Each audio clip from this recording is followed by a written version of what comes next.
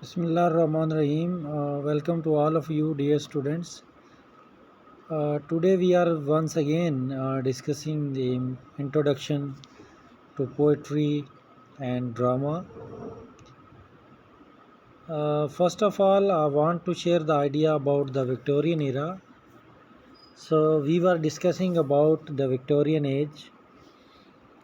The dates of Victorian era that started from 1836 and lasted to 1901, which was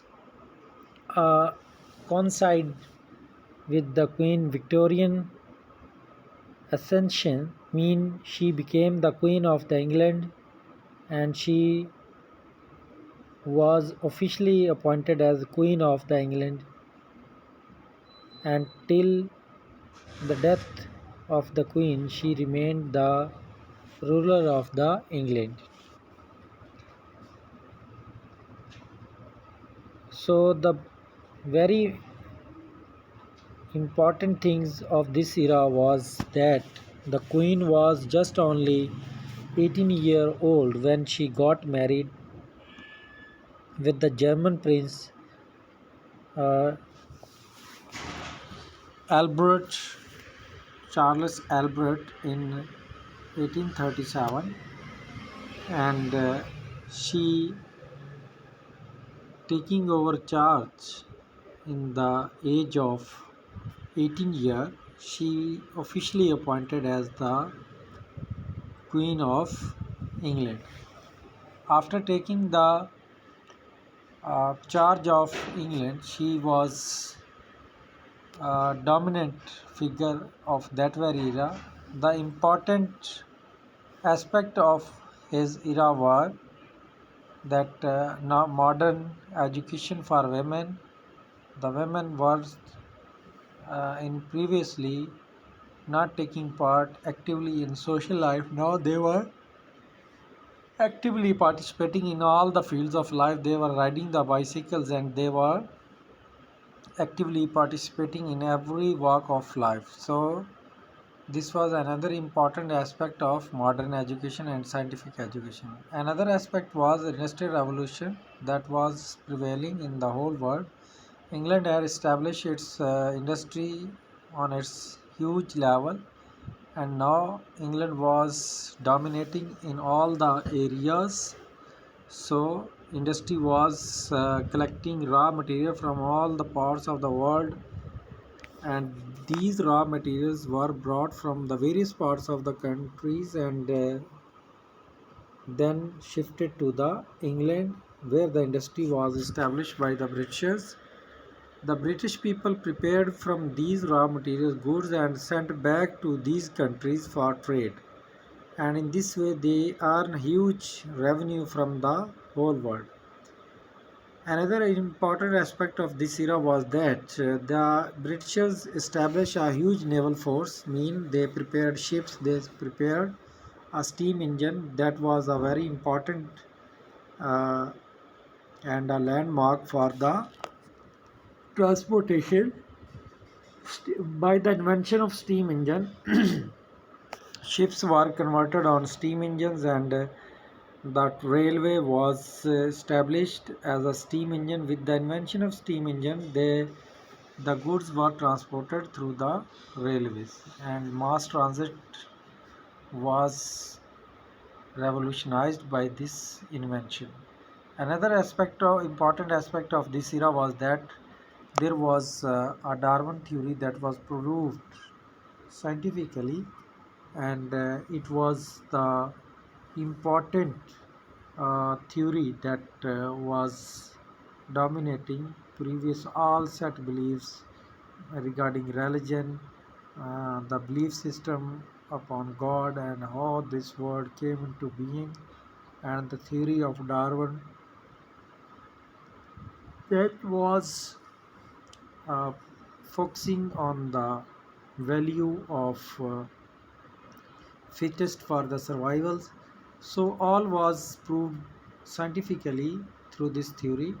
So this was another important aspect of this age. Another thing was very dominant, that was a big revenue country, a rich economy in the world. England became the rich economy in the world because of industrial revolution and by the use of trade that the Britishers were uh, doing in the various parts of the countries, not only Africa, Australia, New Zealand, Japan, Indonesia, India, all these countries were the colony of, and also America was once a colony of Britishers. If I talk about the Britishers have brutal factory conditions, low wages, and crowded cities mean the rural population was migrating from the country areas and settling there in England. And due to this migration, there was a problem that the people were facing at that time, that was housing. So all these were the main issues, main problem that the people were facing at that time. From the year 1798, with the publication of lyrical ballads till the year of 1820, there was a heyday of the Romanticism in the England. After that, there was a sudden decline. William Wordsworth and Coleridge showed no work of merit till they lived short. After the death of these poets, the romantic poets of the younger generation, unfortunately, all died in young age. Keat in 1820 and Shelley in 1822 and Byron in 1824. They all died. The Romantic Age ended in the real sense in the year of 1820 and the Victorian Age starts from the 1832.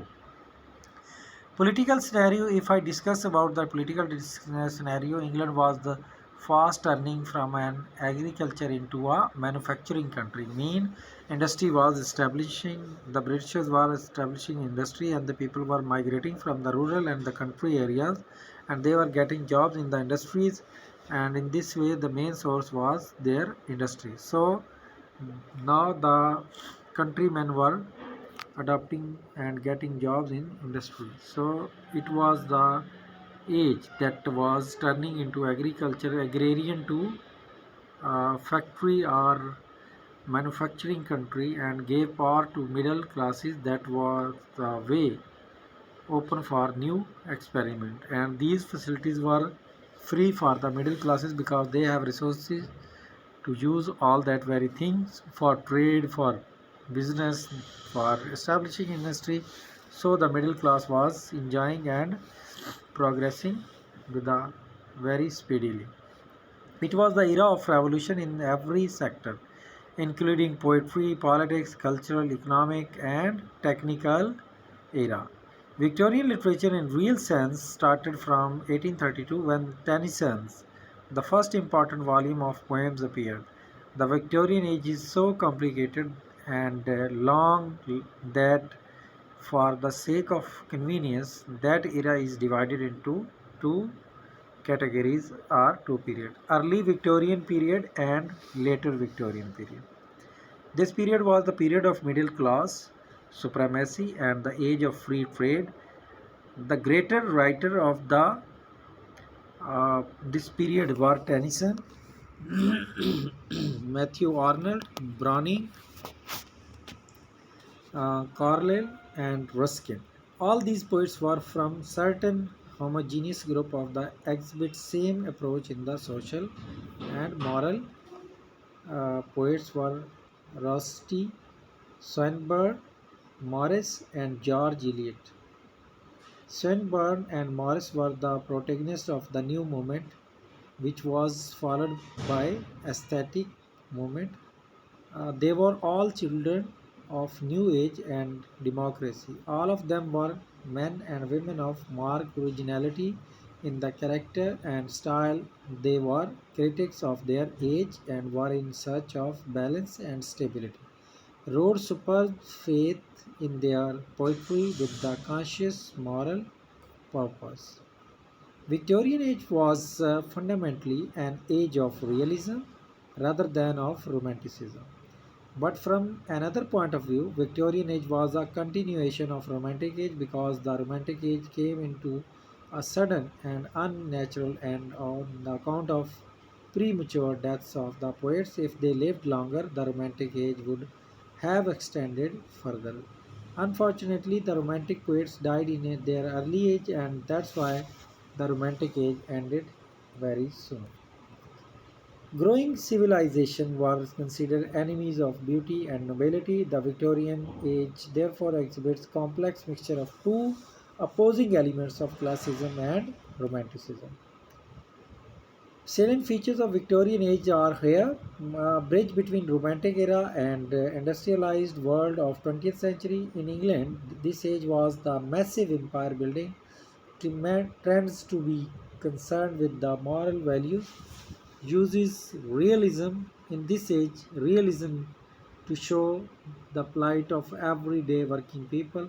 Authors were Charlotte Bronte, Emily Bronte, and Charles Dickens. These were the famous poets. Novel became most important literary work. Poverty and exploitation was equally part of it. The gap between the rich and the poor increased. Strict societal codes were enforced, even harsher for women. The women were the victim of all type of social rules and regulation. Child laboring increased in this era. In Victorian age, the child laboring increased, and the famous writer William Blake write about chimney sweeper when he was observing the little children. They were dying with such type of laborious and dangerous work, and the small children work in the factories. They sweep the chimneys of the mills and factories, and in this way, in this struggle, soon they become uh, uh, become a victim of the diseases and died. In this way, many innocent children lost their lives. So, in this era, the child laboring increased. Here are the themes of this era. The various themes that are represented in this age. First of all, realism. Realism means the attempt to produce literature on the reality. The writers of this era tried their best to produce the literature that was based on reality. So, realism that was attempted by the literature on the reality. Humanism. Another theme of this age was deal with the ordinary concerns of human life. Neutralism, human intentions from the uncontrolled external factors. That is what is going to be happen in the society. So people remain neutral regarding all that very happening. Modernism. Individuality and seniority of the modern era. This was the theme of this age. Philosophical ideas deal with the serious moral issues of that time. Feminism in most emotions and thoughts about women. In most emotions, thoughts about women. Romanticism, themes of love and nature. Intellectualism mean the geological discoveries because the Britishers were going to every part of the world. They were establishing their colonies in the world, and they were doing trade in the various parts of the world. So this was the uh, a, a brief introduction about the Victorian age.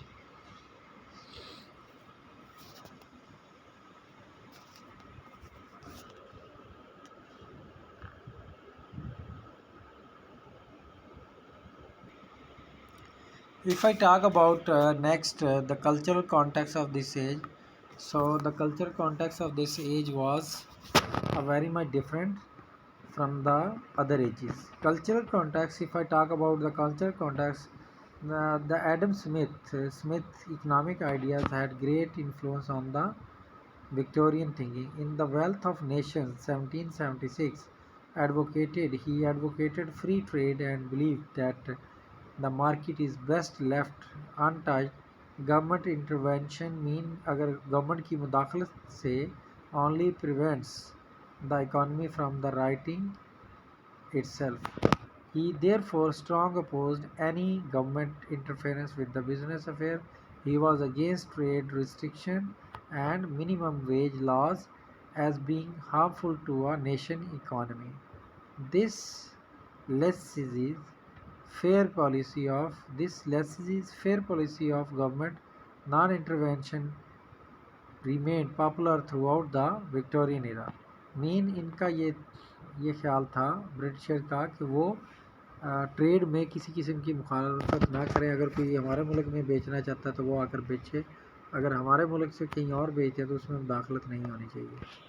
Capitalists often twisted his word to oppose child labor laws, maximum working hours and factory health codes.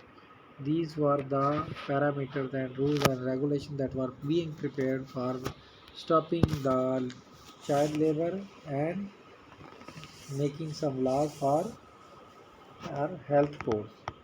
Charles Darwin was an important writer of that very era.